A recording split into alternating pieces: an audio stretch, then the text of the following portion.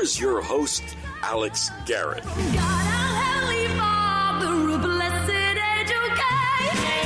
hope you're having a very blessed Saturday of comfort and joy. It is a very discomforting world, though, right? Alex G in NYC here. It is a very discomforting world when we can look at a rising death toll and rising cases.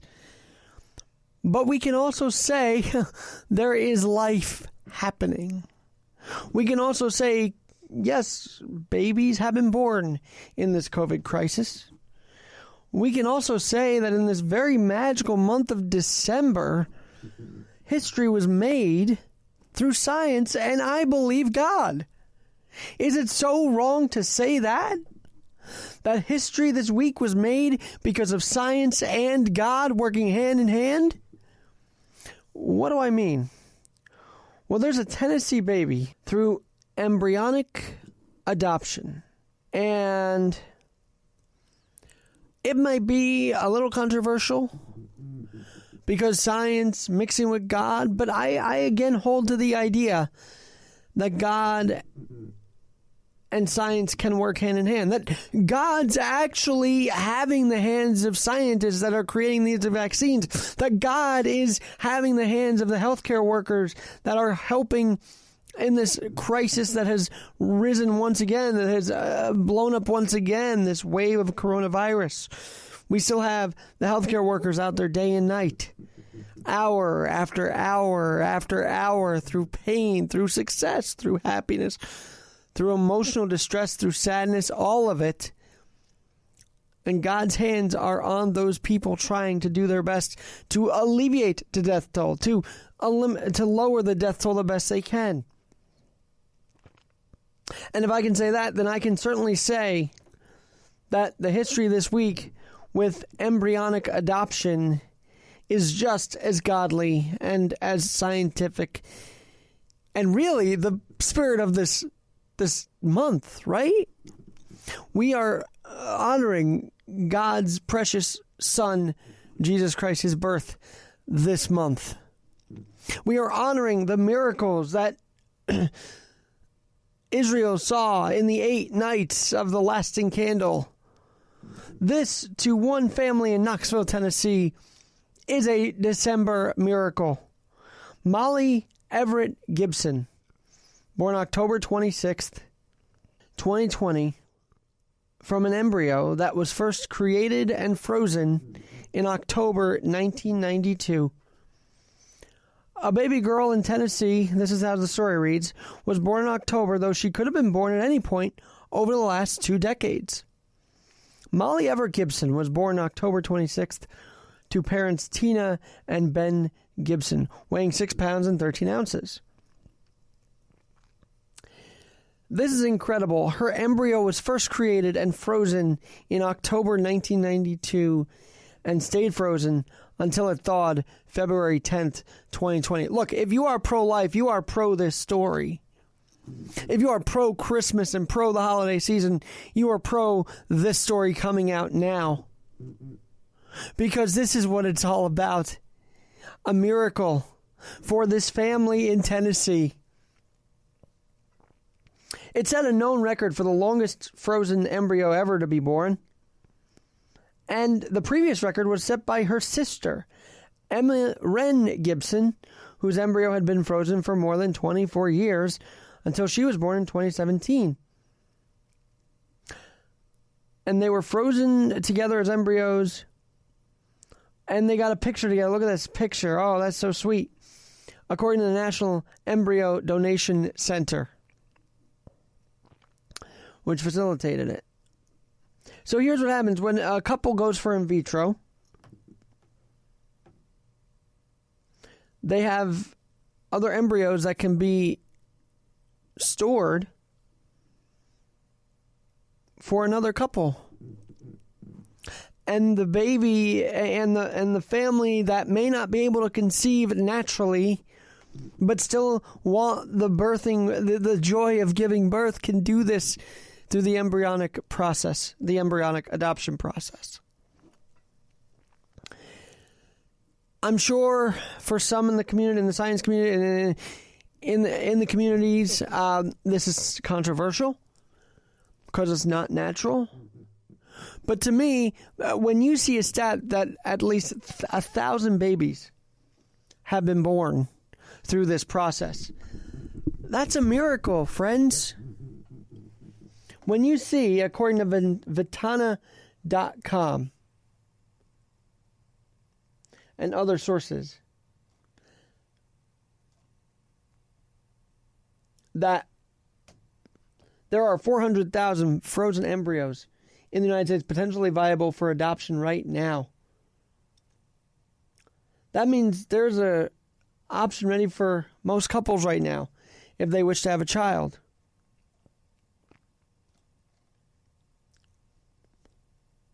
Now, they say couples can have children even if they experience the infertility, have high risk of passing on genetic disorders to their offspring, or have dealt with multiple IVF failures in the past.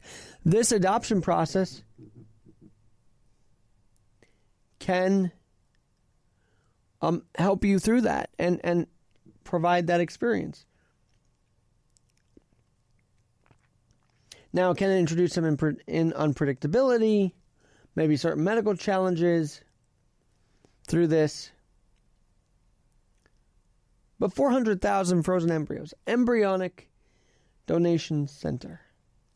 In fact, when you see the story, you see another story that has been talked about because of the story.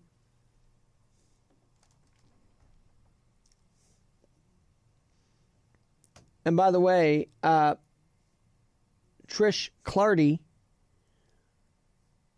who had this baby, said, God was bringing us to her. We didn't know that. We didn't even know she existed and was frozen in some container somewhere in Tennessee. Look,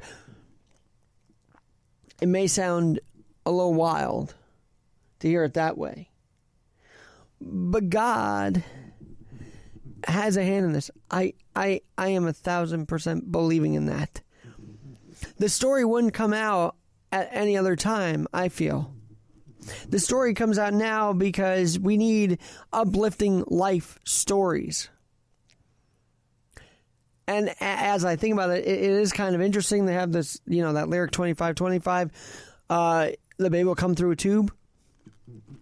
But when you think of the emotions behind having a child and having an unfortunate stillbirth, or not having a baby survive, or not being able to conceive at all, or whatever might happen, it does seem like this story can open the door for adoption. Maybe not naturally, but certainly a way to love a child. And you would think that the families that freeze these embryos want that child to be born later on when they are ready, or when a family is ready.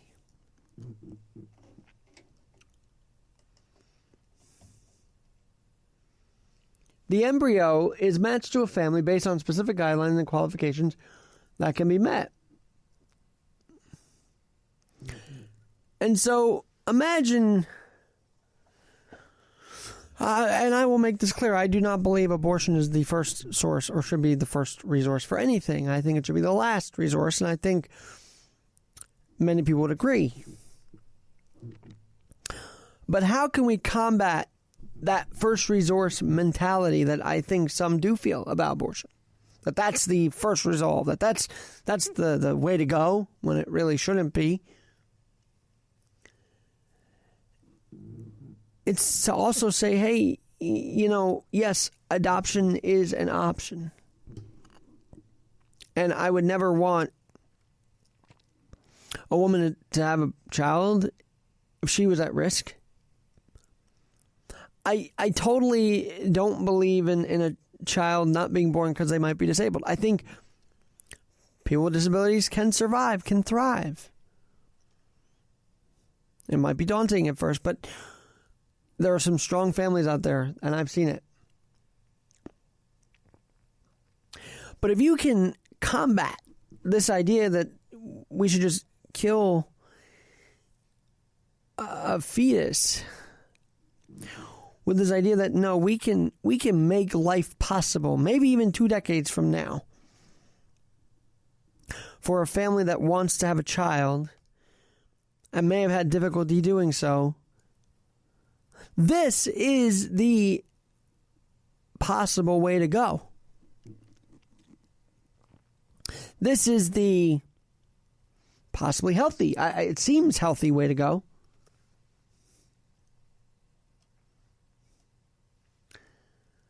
And it's the most, from what I can read so far, emotional connection way to go. You know, adopting a child is never easy. It's a fun experience, but if you experience a childbirth, I'm sure the emotions attached to having the baby is so intense that, yes, soon-to-be moms or women that want to be moms do want to have that experience. The embryo is transferred and begins to grow in the womb of the adoptive mother, creating a true family from the beginning, just like a natural family would get to experience. It offers a chance for immediate bonding.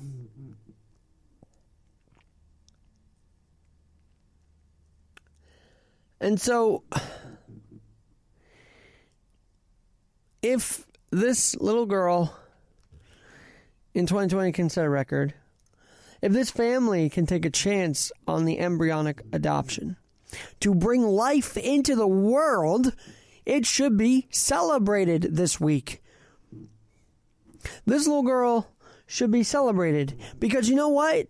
To be very honest with you, December is a month of life because of who we celebrate on December 25th, being born to Mother Mary. This little girl's story is so fitting for December. And she's going to spend her first Christmas in this world. Thanks to University of Tennessee Preston Medical Library. Thanks to the Gibsons.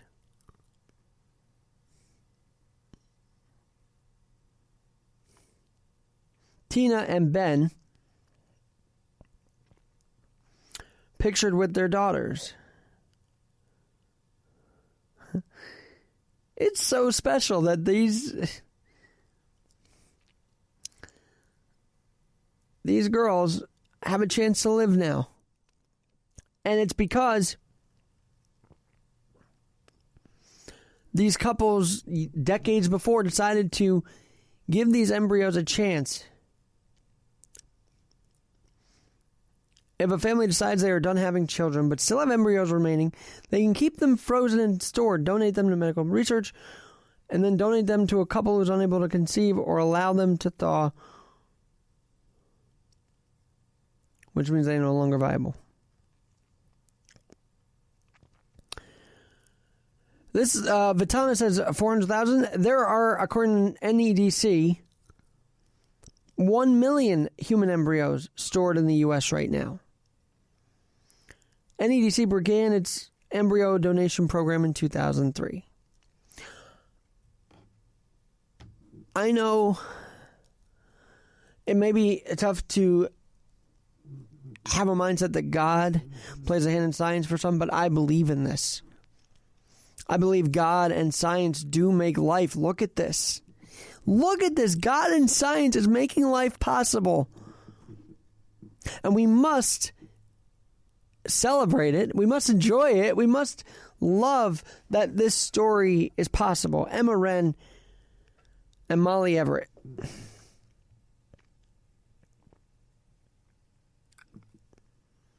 She was already 28 years old from the standpoint of the time the embryo had been frozen.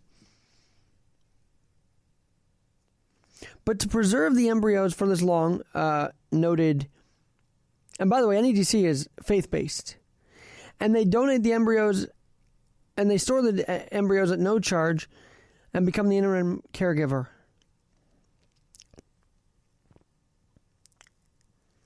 So you should definitely look up this place called and I'll tell you the name again,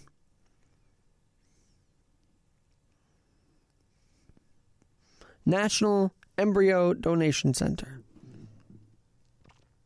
Thank you to them for the work they're doing to preserve life. Decades later, sure, frozen and then having to,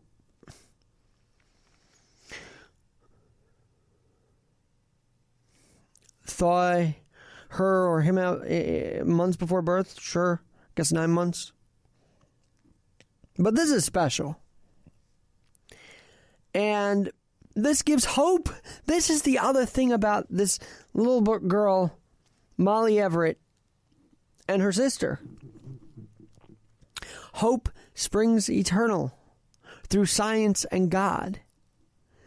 Isn't December one of a hopeful one? One where we have the lights. One where we have the exciting birth of Christ. Well, why can't that hope be scientifically provided too? I ask you. To those who may not be able to do it naturally, why can't they still have that right? They should have that right, and they do have that right, thanks be to God. And so today, on Alex Garrett Podcasting, I'm endorsing the National Embryonic Donation Center. I pray for them, Embryo Donation Center. I pray that science and God can make more miracles like this. I pray that people can have babies naturally. Okay, I do. But if that's not always possible, at least this is a positive scientific breakthrough with God's hands in it. Just like God's hands brought Christ to earth, and we know the rest of the greatest story ever told.